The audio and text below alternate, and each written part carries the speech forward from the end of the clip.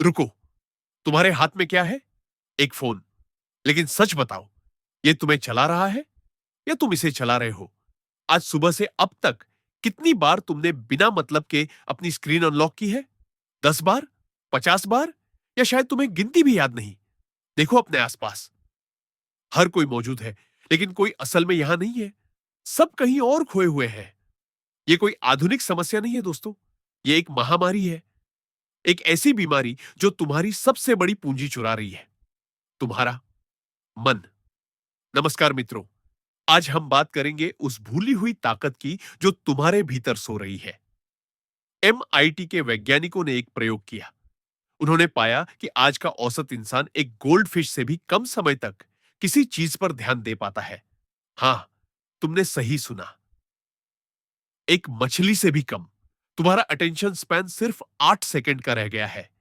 लेकिन एक सदी पहले इस धरती पर ऐसे लोग हुए हैं जो घंटों एक ही विषय में इतने गहरे डूब जाते थे कि उन्हें दुनिया का होश ही नहीं रहता था।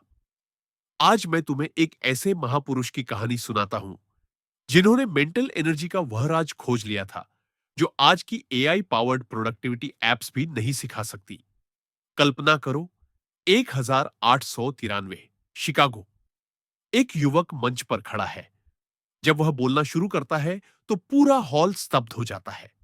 कोई नोट्स नहीं, कोई टेलीप्रॉम्प्टर नहीं, सिर्फ शुद्ध ज्ञान का प्रवाह जो घंटों तक बिना रुके बहता रहता है। यह कोई जादू नहीं था, यह साइंस था। कॉन्शियसनेस की साइंस। स्वामी विवेकानंद ने अपने जीवन में एक ऐसी मेंटल स्टेट हासिल की थी जिसे आधुनिक न्यूरोसाइंस गैमा ब्रेन वेव्स कहती है। यह वह अवस्था है जहां तुम्हारा दिमाग अपनी पीक परफॉर्मेंस पर काम करता है। अब तुम सोच रहे होगे, यह सब स्पिरिचुअल बातें हैं, मेरे काम की नहीं।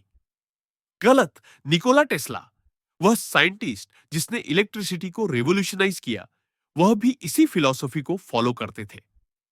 टेस्ला और विवेकानंद की मुलाकात हुई थी। उस मुलाकात में टेस्ला ने भारतीय दर्शन के प्राण और आकाश कॉन्सेप्ट को समझा। टेस्ला ने अपनी डायरी में लिखा, अगर हम एनर्जी को समझ लें तो हम यूनिवर्स को समझ सकते हैं। यही बात विवेकानंद सदियों पुरानी इंडियन फिलॉसफी से कह रहे थे। तो असली समस्या क्या है? तुम्हारा दिमाग एक स्मार्टफोन की तरह है। हर ऐप बैकग्राउंड में चल रहा है। पास्ट की चिंता, फ्यूचर का डर, सोशल मीडिया की एडिक्शन, मीनिंगलेस आर्ग्यूमेंट्स और एंडलेस नोटिफिकेशंस। रिजल्ट? तुम्हारी बैटरी हमेशा 10% पर रहती है।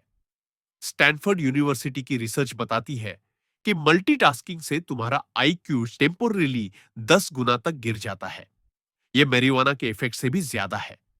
जब तुम एक टास्क से दूसरे टास्क पर स्विच करते हो, तो तुम्हारा ब्रेन ग्लूकोज और ऑक्सीजन दोनों को एक्स्ट्रा बर्न करता है। इसीलिए शाम तक तुम एग्जॉस्टेड फील करते हो, भले ही तुमने फिजिकली कुछ नहीं किया हो। विवेकानंद ने इस प्रॉब्लम को एक ब्रिलियंट एनालॉजी से समझाया था। सूरज की रोशनी को सोचो। जब यह बिखरी होती है तो सिर्फ गर्माहट देती है, लेकिन मैग्नीफाइंग ग्लास से जब इसे एक पॉइंट पर फोकस किया जाए तो यही रोशनी कागज को जला सकती है। तुम्हारा माइंड भी यही है। स्कैटर्ड एनर्जी से मीडियोकर रिजल्ट्स मिलते हैं, फोकस्ड एनर्जी से मिरेकल्स होते हैं। अब बात करते हैं सबसे कंट्रोवर्शियल टॉपिक की, एनर्जी कंजर्वेशन। तुम्हारी लाइफ फोर्स, तुम्हारी वाइटल एनर्जी हर रोज लीक हो रही है। Meaningless scrolling, energy drain, toxic arguments. Energy drain excessive sexual indulgence, energy drain junk food, energy drain negative thoughts. Energy drain, यह सब छोटी छोटी लीक्स हैं जो कलेक्टिवली तुम्हें हॉलो बना देती है। मंक्स और योगीस इसे ब्रह्मचर्य कहते हैं, अपनी वाइटल फोर्स को प्रिजर्व करना। मॉडर्न साइंस इसे डोपामाइन रेगुलेशन कहती है। तिब्बती मंक्स पर की गई स्टडी में पाया गया कि गहरे मेडिटेशन में उनके ब्रेन में गामा वेव इतने पावरफुल होते हैं कि मशीन्स की मेजरिंग कैपेसिटी एक्सीड कर जाते हैं। यह सुपर ह्यूमन नहीं है, यह तुम्हारी नेचुरल स्टेट है जिसे तुमने भुला दिया है। जब तुम अपनी एनर्जी को वेस्ट करना बंद करते हो तो यह ट्रांसफॉर्म होती है। पहले यह बनती है ओजस, इनर रेडियंस, मैग्नेटिक पर्सनालिटी। फिर यह बनती है तेजस, इंटेलेक्चुअल ब्रिलियंस या एल्केमी है, अपनी रॉ एनर्जी को रिफाइंड कॉन्शियसनेस में बदलना। कैल न्यूपोर्ट अपनी best seller book deep work में एग्जैक्टली यही बात करते हैं। वह कहते हैं कि डिस्ट्रैक्शन फ्री फोकस आज के युग की सबसे वैल्यूएबल स्किल है। लेकिन विवेकानंद यह 130 साल पहले बता चुके थे। उन्होंने कहा था, take up one idea, make that one idea your life. एक विचार चुनो, उसे जियो, उसे सांस लो, उसे अपना ऑब्सेशन बना लो, बाकी सब छोड़ दो। ये एक्सट्रीम लगता है। देखो सक्सेसफुल लोगों को, Elon Musk, Steve jobs, Warren Buffett, सब एक ही पैटर्न फॉलो करते हैं, रूथलेस प्रायोरिटाइजेशन। अब प्रैक्टिकल बात करते हैं। तुम्हारा दिमाग एक अनट्रेन्ड मंकी है। वह कॉन्स्टेंटली जंप करता रहता है, एक थॉट से दूसरे थॉट पर। एंशियंट योगीज ने इसे चित्तावृत्ति कहा, माइंड की फ्लक्चुएशंस। इसे कंट्रोल कैसे करें? स्टेप 1, प्रात्यहरा, सेंसरी विथड्रॉवल। अपने फोन को एयरप्लेन मोड में रखो, नोटिफिकेशंस बैंड करो, साइलेंट स्पेस क्रिएट करो। यह पहला कदम है, बाहरी नॉइज को कट ऑफ करना। स्टेप 2, एकाग्रता, वन पॉइंटेड फोकस। 20 मिनट के टाइम ब्लॉक्स लो, उस टाइम में सिर्फ एक काम, नो एक्सेप्शंस। पोमोडोरो टेक्निक यही है, लेकिन योगिक वर्जन ज्यादा पावरफुल है, क्योंकि यह सिर्फ टाइम मैनेजमेंट नहीं, एनर्जी मैनेजमेंट है। स्टेप 3, अभ्यासा, कंसिस्टेंट प्रैक्टिस। एक दिन से कुछ नहीं होगा, डेली प्रैक्टिस चाहिए। ओलंपिक एथलीट्स अपने बॉडी को ट्रेन करते हैं, तुम्हें अपने माइंड को ट्रेन करना है। हार्वर्ड के साइकोलॉजिस्ट ने फ्लो स्टेट डिस्कवर किया। यह वह मेंटल जोन है जहां टाइम की फीलिंग खत्म हो जाती है, परफॉर्मेंस अपने पीक पर होता है, क्रिएटिविटी एक्सप्लोड करती है, एफर्ट एफर्टलेस फील होता है। यह कोई मॉडर्न डिस्कवरी नहीं है, यह वही समाधि है जिसकी बात पतंजलि ने हजारों साल पहले की थी। विवेकानंद इस स्टेट के मास्टर थे। उनकी फोटोग्राफिक मेमोरी, उनकी इनक्रेडिबल कॉन्सेंट्रेशन, यह सब प्रैक्टिस का रिजल्ट था, मैजिक नहीं। अब बिगेस्ट ऑब्स्टिकल की बात करते हैं, फियर। फियर तुम्हारी सारी मेंटल एनर्जी को इंस्टेंटली ड्रेन कर देता है। फेलियर का डर, रिजेक्शन का डर, जजमेंट का डर, फियर तुम्हें पैरालाइज कर देता है। विवेकानंद का फेमस कोट याद करो, strength is life, weakness is death. Physical weakness, mental weakness, दोनों तुम्हारे दुश्मन हैं।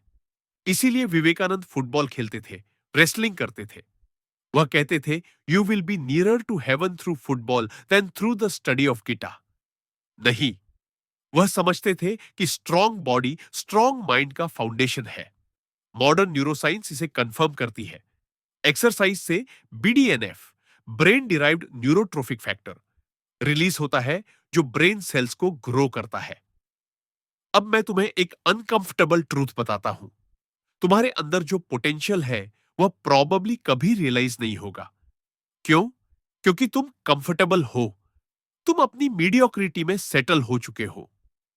लेस ब्राउन ने कहा था, the graveyard is the richest place on earth, because it is here that you will find all the hopes and dreams that were never fulfilled. वह books जो कभी नहीं लिखी गई, वह बिजनेसेस जो कभी स्टार्ट नहीं हुए, वह रिलेशनशिप्स जो कभी नहीं बने। क्यों? क्योंकि लोगों ने अपनी मेंटल एनर्जी को मीनिंगलेस चीजों में वेस्ट कर दिया। तो सॉल्यूशन क्या है? मैं तुम्हें एक 30 दिन का प्रयोग देता हूं। सिर्फ एक महीना अपनी लाइफ को इस फ्रेमवर्क से जीकर देखो। Week 1, digital detox, social media usage 80% कम करो। फोन को बेडरूम से बाहर रखो। फर्स्ट आवर और लास्ट आवर स्क्रीन फ्री रखो। Week 2, energy conservation, junk food eliminate करो। 7 to 8 आवर्स क्वालिटी स्लीप लो।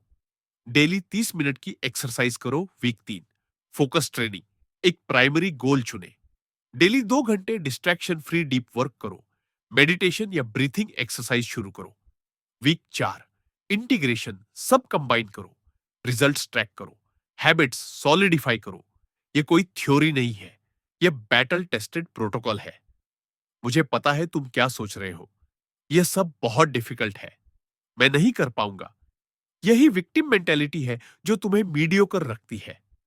विवेकानंद ने कहा था, arise, awake and stop not till the goal is reached.